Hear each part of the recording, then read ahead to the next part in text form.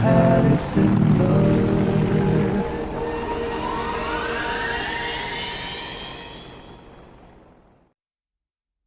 Hey guys, look at that. It's the AH64 Apache helicopter by Eagle Dynamics. Not exactly new on the market, however it is still in early access. And you're gonna witness me flying the Apache for the first time today. Woohoo! The Apache is a two-engined attack helicopter built by the Boeing company, and it has been around since the 80s, and it has seen its fair share of combat operations all around the world. Even if it has been modernized over the years, I wonder what the future will hold for the AH64, seeing as it is quite a dated airframe by now. Anyway, we can see the mast-mounted radar system, which as of now I believe is not yet operable. And we can see the chin-mounted machine gun as well as the heat-seeking Hellfire missiles on the inner pylons. At the tip of the nose you can see the TADS, the Target Acquisition and Designation sights that mimic the movement of the gunner's or pilot's head. It contains sensors that allow you to designate targets, and it basically works like a head tracking device. It's early access, so there's still things missing. However, Eagle Dynamics as usually delivers quite the simulation depth. Way too deep for the scope of this video, so I'm gonna give you an overview and the general operation of the helicopter. If you want to dig deeper, there are gazillions of tutorials out there. Let's take a look inside. See the Kevlar reinforced pilot seat, behind which you will find the, as of now, inoperable circuit breakers. Maybe they'll come with the official release, but let's be honest, as a sim pilot, you rarely need those circuit breakers. The two big screens in the middle are the MPDs, the multi-purpose displays. And above that, the enhanced upfront display, the EUFD, showing you, amongst other things, caution advisories and the likes. On the top left, the fire extinguisher panel, and on the right side, the backup flight instruments, should the glass cockpit fail you. Below, the audio panel for the radios, armament and video panels, and a keyboard that you can use to enter data into the MPDs. The flight controls are whole-cast, so hands-on collective and stick, meaning that you have the most important button and switches on your collective or your stick, so you don't have to take your hands off of them. On the left-hand side, the engine control and the aircraft's lights. Now the gunner that will usually handle most of the weapon systems sits in the cockpit up front. Press 2 to step into his lair. The cockpit looks quite similar. You got two MPDs, the EUFD, and you have a rather large screen in the middle which is called the TDAC. It provides the gunner with high-resolution video from the Target Acquisition Designation site. If you look at the cyclic, it is stowed away, which is something that the gunner can do if he's not flying the aircraft. Anyway, we are the pilot who's seated in the rear, so let's go back. Press 1. So how do we start up an Apache attack helicopter? The first thing that we need is some sort of electrical power, and we're going to use the onboard battery for that. Turn to the left and set the master ignition switch to battery. You can see the EUFD is firing up, showing us a few caution advisories. First advisory is that our tail wheel is locked. For better maneuverability on the ground, the AH64 has a free castering tail wheel that can be locked in place by a pin. EUFD also lets us know that the engine oil pressure is low and that our canopy is open. The EUFD also shows you your radio frequencies, through which you can scroll by using the RTS button here. You can select predefined frequencies or you can enter them manually in the MPD. Very handy feature is the timer. Just click the button with the stopwatch on it and the timer will start. If you press it again, it will stop, and if you keep it pressed, it will reset. It also shows you the time, your transponder code, and your fuel quantity. Next thing you might be familiar with is testing the caution lights in the cockpit. Press the test switch and make sure that all buttons are lit. Looks good. Up here are the master caution lights. The helicopter can be started via battery only, however usually you would use an external ground power unit. Well, in DCS you have to contact your ground crew by pressing the key that you have assigned to communications. Select ground crew, electrics, and external power. Chief, turn on the ground power. Yeah, Chief, please do. Copy. Now once he connects the ground power, we will be notified via the EUFD. Ground power is now on. Now we can set the master ignition switch to external and we'll see that the MPDs come to life. The two MPDs are exactly the same. They show you vital information about your aircraft, your mission, and your navigation. And you operate the screens via the top, bottom, left and right hand buttons. The MPDs are rather complex, a lot of functionality, a lot of sub-menus. Good thing to know though, if you want to go back to the home screen, you just press M. That's it. From here you can see all these subfolders. On the left hand side, mission related stuff and navigation. On the bottom we see the aircraft information, and on the right hand side the communications. The green arrow above the symbols means that it is a folder that you can enter by pressing the button right next to it. And you can see that the page that we're currently on is marked by a green rectangle. Usually you can exit the screen by pressing on the folder again. If that doesn't work, remember, just press M. For starting the engines, we want to see the engine page. It shows torque values for engines 1 and 2, turbine outlet temperatures, rotor RPM, engine RPM, and the gas producer. We also find the pressures of the oil and hydraulic system. We'll find further information about our T's and P's by entering the system subfolder on the engine page. So press engine and then sys. Here we find engine oil pressure, hydraulic pressure, transmission oil pressure, nose gearbox pressure, the position of our horizontal stabilizer, and the status of our generators, which are currently off, indicated by the hollow circle next to generator 1 and generator 2. To help starting the engines, we will make use of the onboard APU, auxiliary power unit, basically a small turbine. Usually if you have an APU, you also have a fire extinguisher system, which you should test before starting the APU. You'll hear an oral warning. Make sure that the engine 1, 2 and APU buttons light up, as well as the master caution light. We also see the warnings displayed on the EUFD. If you press the test switch to the right hand side, make sure that the discharge buttons light up. Here's how it works. Should a fire be detected, one of the upper buttons would light up that you then have to press, which will arm the primary and reserve bottles in the respective compartment.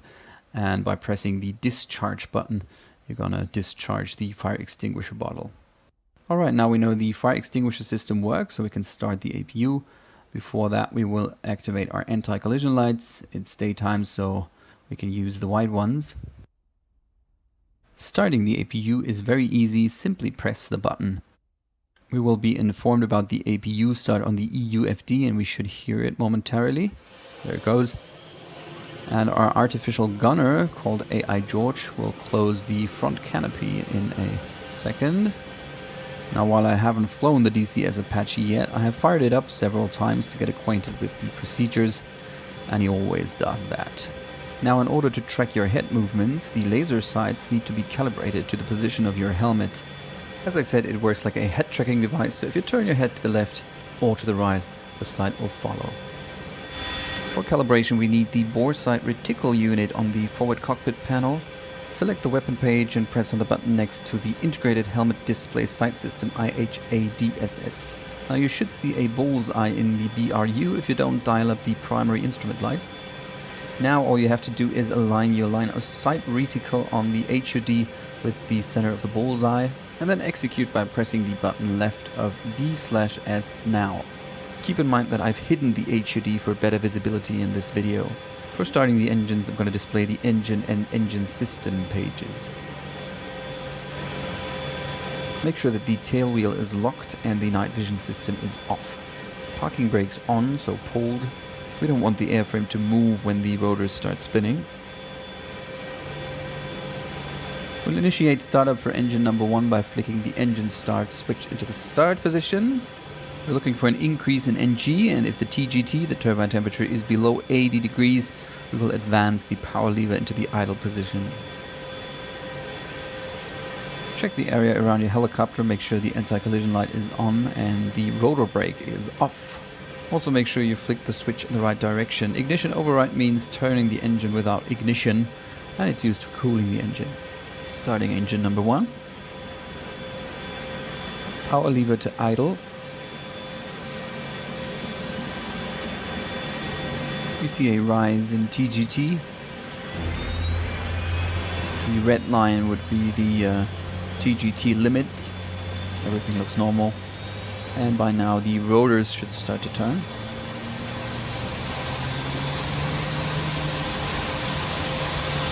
Color coding is pretty straightforward. Everything that is displayed in red deserves your attention. Right now we see the NR, the rotor RPM, is red, which is absolutely normal, seeing as we're just starting the engine.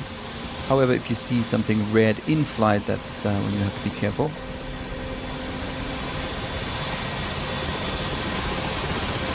Alright, engine 1 has pretty much stabilized in idle mode. Now we'll repeat the same steps for engine number 2, but let's close the canopy first.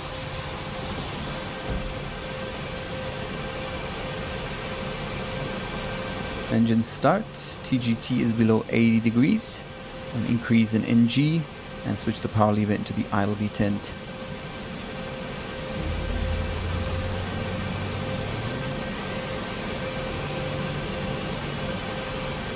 Everything looks good, and R will be low until we have put the power levers into the fly position.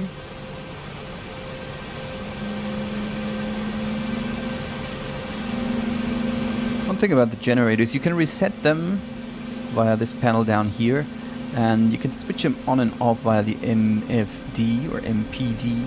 Whenever you see these small green circles before an item on the MPD, it is something that you can toggle on or off. Let's click on the flight page. We get a primary flight display, and if we choose the submenu set, we can enter flight parameters such as our altimeter, and the altimeter can be set via the keyboard 29013, which is remarkably low. To leave the submenu set, press set again, which will bring you back to the flight menu, and pressing flight will bring you to home screen. Now let's set a waypoint in the map view. Press TSD. That brings us to a flight chart of the island of Saipan. That's the airport, and the little white bullseye, that's our helicopter. If you press on map, we can choose a different orientation. It's currently set to track, which means that the aircraft's course over ground is up. Let's choose north up for fun. So north is up, just like on any other map. Geographic or true north, that is. You can also change the display from chart view to satellite imagery. I'm going to use the chart view anyways. Now I thought it would be fun to test the accuracy of this navigational system by trying to find the spot where I took off from in the second video of my DCS Gazelle review, which was on this very island, and I scribbled down the coordinates of that place, and I'm going to try to make it a waypoint in the Apache TSD. Press point and then add. Press ident to choose the kind of point that you want to add. We want to add a waypoint, so we press WP and enter. Now we are allowed to enter 3 free characters to further describe our waypoint. Let's choose Gaz for Gazelle. As a civilian, I'm not at all familiar with the military grid reference system, MGRS, so in order to enter the coordinates in latitude and longitude, I have to press clear. The format here is first the hemisphere, so 15 degrees north, 15 minutes and 05 seconds. Then east, 145 degrees, 46 minutes and 33 seconds. Press enter and the screen now shows you the altitude at that location, 11 feet. Sounds about right. Now we have entered the waypoint into our system. We could use it as part of a flight plan, but there's also the option to navigate direct to that waypoint. It pretty much works the same way as in your everyday GPS. Press RTE for route and then DIR for direct to. Then we simply have to enter the waypoint that was just created. That was W01. And now we can see the course line from our current location to our selected waypoint. Zooming in or out via the right buttons 1 and 2. Yep, that looks about right. Let's see if it gets us to the exact same location. Before advancing the power levers to fly, we're going to check that the oil pressure is less than 70 psi and that the nose gearbox temperature is above 20 degrees. So always advance your throttle lever slowly so you won't over torque. And P and R should settle at 101%. Almost all modern helicopters have a governor, a device that senses the engine and rotor RPM and makes necessary adjustments to maintain a constant rotor RPM. For instance, if you pull collective, the angle of attack of your rotor blades will increase, which will also increase drag and slow the rotor down. To stop this from happening, you need to induce more fuel, etc. That's what a governor does for you. Alright, we're in flight idle, so we are ready to go. After successfully starting the engines, we can now shut down the APU, the auxiliary power unit. Just click on the switch and close the guard. On the EUFD, it still says external power door open. This is most probably a panel that you need to open to connect the external power cord. Turn off the ground power. So it should be closed once the external ground power is disconnected, which I just asked for via the intercom system. There we go, no strings attached anymore. Let's just uncage that standby attitude indicator.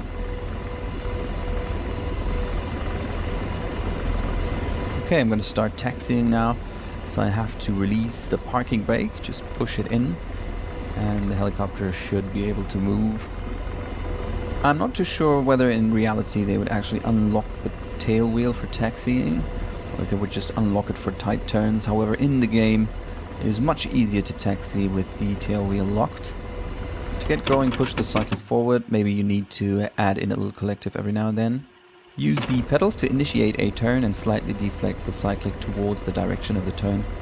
Now, if you unlock the tail wheel by pressing the button on the left console, it becomes considerably harder to maintain directional control, as you can see. However, you will be able to make very tight turns with the tail wheel unlocked. Yeah, but I'm taxiing as if I had a little too much to drink. If you want to lock the tail wheel again, you might have to fiddle around a bit. You have to taxi more or less straight so the locking pin will snap back into its position.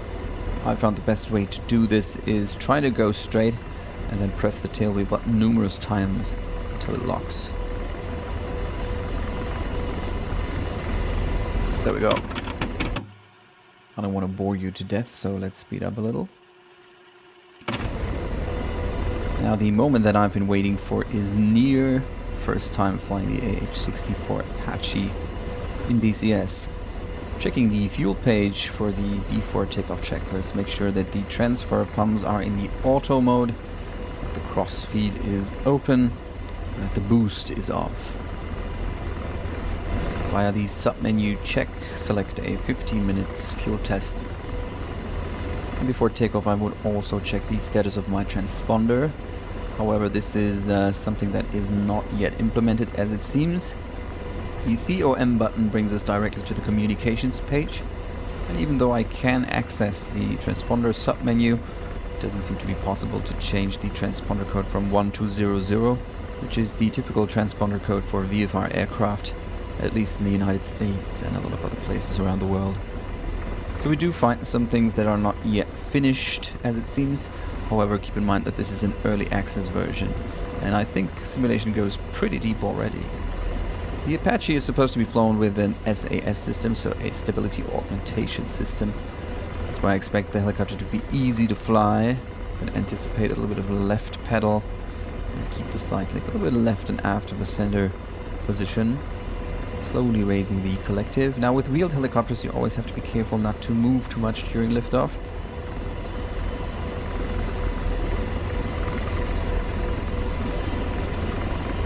And I'm up.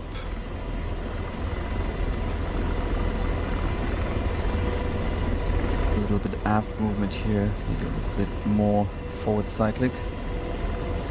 Yep, a solid hover aircraft pretty much flies itself. Let's sit it down again. Try to keep a stable hover and slowly reduce collective. No matter how good your graphics are, it's always kind of hard to judge how high you are above the ground in a simulator.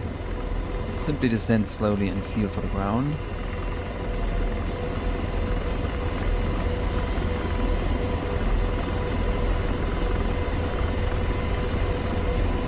Back on the ground, this was quite successful for a first pickup. Much more so than my first pickup with the new flight model of the Gazelle. Check out my video, link in the description. Now let's do this again. Slowly raising collective.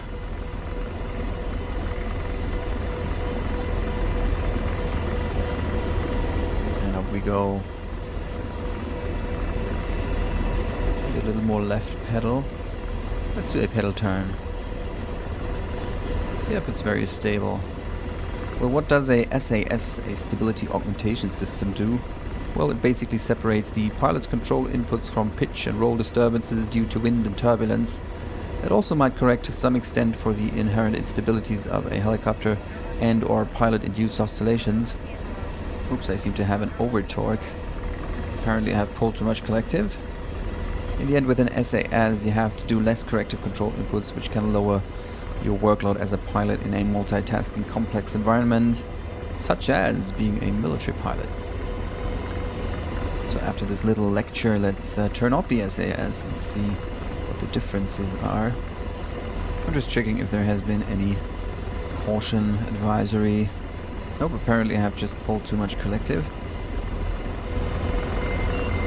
We heard a beep and we see that the master caution light is on. I've just deactivated my stability augmentation system. Not too much difference so far. Maybe I need to do a little more corrective control inputs.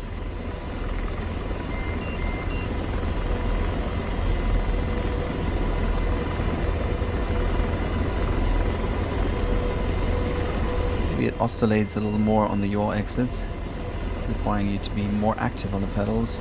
I don't know. I am pretty heavy though. You can see that the torque values that I have for maintaining a hover are quite high indeed. I love that animation of that metal thing up there. It looks like a coat hanger or something, swaying along with the aircraft's movement. Yep, animations and sounds of this helicopter are pretty terrific. Still trying to get used to the feel of the aircraft. Perfectly flyable without the SAS. But keep in mind that during normal operations the SAS is supposed to stay on. So let's reactivate it by entering the utility page and push on pitch, roll and yaw channels. Press the master caution button to get rid of that annoying alarm. Alright, let's take this helicopter someplace.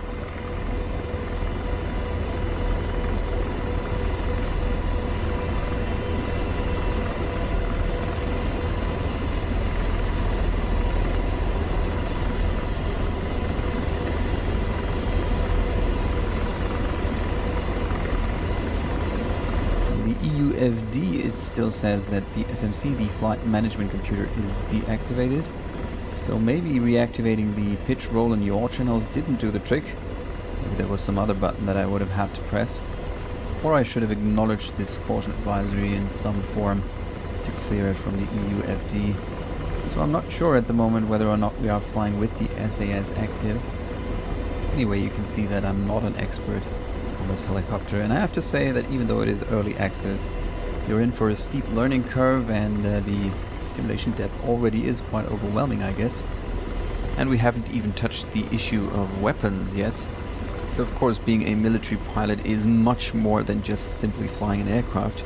You have to have a deep understanding of your aircraft systems, of combat tactics and strategic maneuvers. It's a profession that takes a lot of training and effort, of course. Now, to get close to even call yourself an amateur would take an amount of time that I certainly don't have. But suffice it to say, even if the DCS Apache will probably never be as complex as the real aircraft, as far as systems modeling goes, you can really dive deep into the simulation if you want to.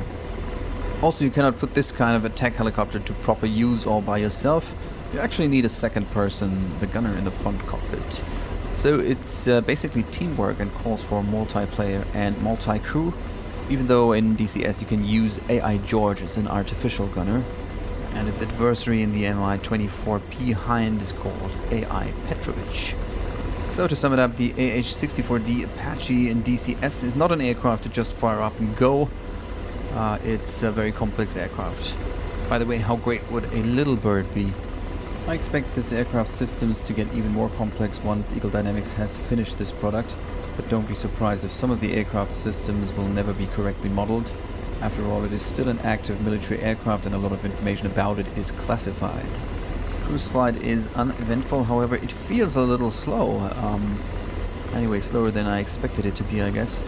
The AH64 is not the fastest helicopter. Its cruise speed is about 140 knots.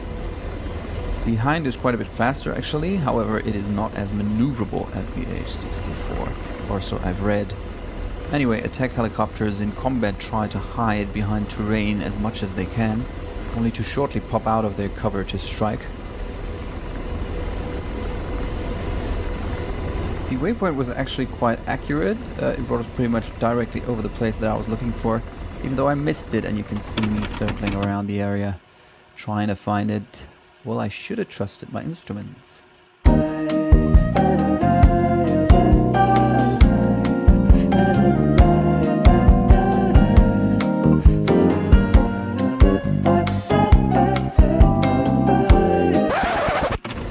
I found the spot, so navigation works all right.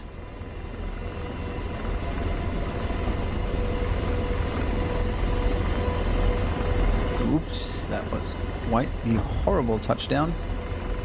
Maybe a little bit of a sloped area here. Or it was just bad flying. Alright, we're going to shut the aircraft down. Just going to turn it around a little bit. Even though it looks like tarmac, the ground actually feels a little sticky. Maybe I should have unlocked the tail wheel.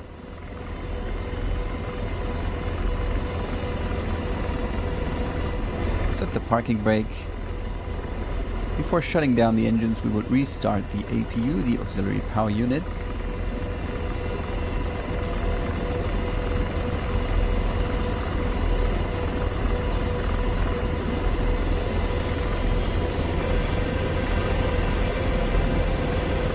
Once the APU has started, we will pull the power lever back into the idle position. Now we would switch off all power consumers that we don't need anymore, and time for 2 minutes for engine cooldown. After 2 minutes, set the power levers to off.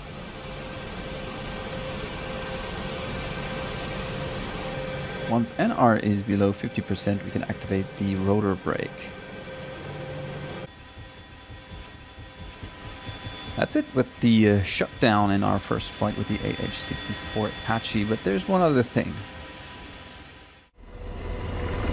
Oh yeah, let's do this for completion's sake. I'm going to try to activate and fire the machine guns for you. First I'm going to choose a burst rate. If you want to use the weapons while on the ground, press ground override and then arm. Finally enough, you have to choose which weapons you want to fire with this China hat switch on your cyclic. And then you press the button that you have assigned to firing your weapons. If you're adept in using the weapon system and the sighting system of the AH64, the machine gun should actually point towards where you're looking. At least that's the way I understood it to be. But you can also fixate your machine gun so that it will point straight ahead. Anyway, I am a complete noob when it comes to weapons, so I'm just gonna fire on that innocent tarmac right in front of me. I could swear it looked at me funny earlier.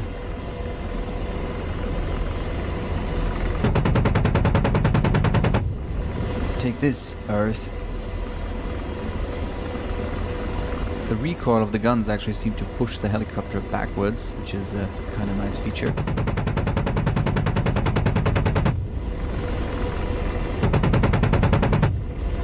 Alright, I think I made my point here. Yeah, I wish I had the time to dive really deep into that combat simulation kind of stuff. You know, I guess they have a rather large community as well. Flying multi-crew must be fun. Let's give the grass some hell. Yeah, but unfortunately I don't have that kind of time, so I'm just content with enjoying the complex helicopter simulations within the DCS world. And just flying along the limited but rather detailed terrains of the sim. One thing you might have noticed is that the visibility out of the cockpit of the Apache is not that great. But then again, it was not designed as a VFR aircraft or tourist ship. I hope you enjoyed this little first flight review of the AH64 for DCS. Of course, we only scratched the surface of how to fly this helicopter and how to properly operate its systems. If you like the content of my channel, share, like, and subscribe. And be sure to let me know in the comments what you think of the early access DCS AH64 so far. And we're down. Coming up next, my first flight in the Mi-24 Hind in DCS. Stay tuned and I'll see you around next time.